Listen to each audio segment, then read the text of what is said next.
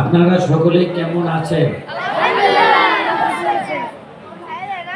আলহামদুলিল্লাহ, আল্লাহ পাকের দরবারে লাখো কোটি শুকরিয়া। আল্লাহ পাক আমাকেও সুস্থ শরীরে আপনাদের সামনে কবুল করেছেন।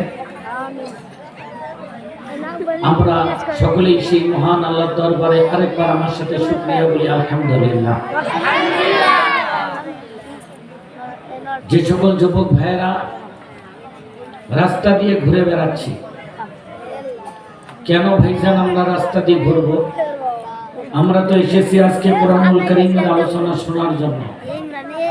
তাফসীর মাহফিলে এসে আমরা যদি জিলাপির দোকানে, চার দোকানে, ফুচকার দোকানে, ঝালমুড়ির দোকানে সময় নষ্ট করি, আপনাকে একটা কথা মনে রাখতে হবে, একটা মিনিট, একটা ঘন্টা আপনি অন্য জায়গায় ব্যয় করা মানে আপনি একটা ঘন্টা একটা জায়গায় ব্যয় করা মানে আপনার জীবনের জন্য একটা ঘন্টা নষ্ট করে ফেলা। কাজেই আমি আপনাদেরকে বলবো, আমরা আল্লাহর হস্তে রাস্তাঘাটে যারা বন্ধু বান্ধব নিয়ে আছি, আমরা সব বন্ধু বান্ধবকে কিছুক্ষণের জন্য ব্রেক করে আমরা কোরআনের প্যান্ডেলে এসে বসে যাই। কারণ যে কোনো মুহূর্তে আজরাইল আমাদের সামনে আসতে পারে। কথা বলেন ঠিক কিনা? একটু আওয়াজ করে বলি ঠিক কিনা? আজরাইল যদি এসে যায়, আপনি ওই পা দিয়ে চলতে পারবেন না, হাত দিয়ে জিলাপি খেয়াইতে পারবেন না, বন্দুক নিয়ে জড়িয়ে ধরতে পারবেন না।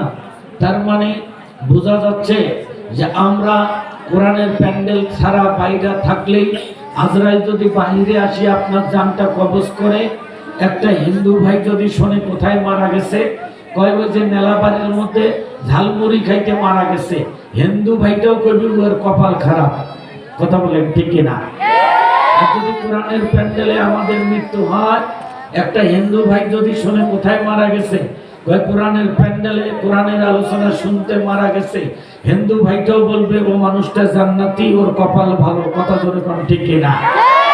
তো কাজেই আমার যুবকদেরকে বলছি, ও যুবক, আপনাদেরকে যে দুটা পা আল্লাহ দিয়েছে, এই পা দুটা আর প্যান্ডেলের বাইরে না ব্যবহার করে আল্লাহর কোরআনের মজলিসে এসে আমরা বসে যাই।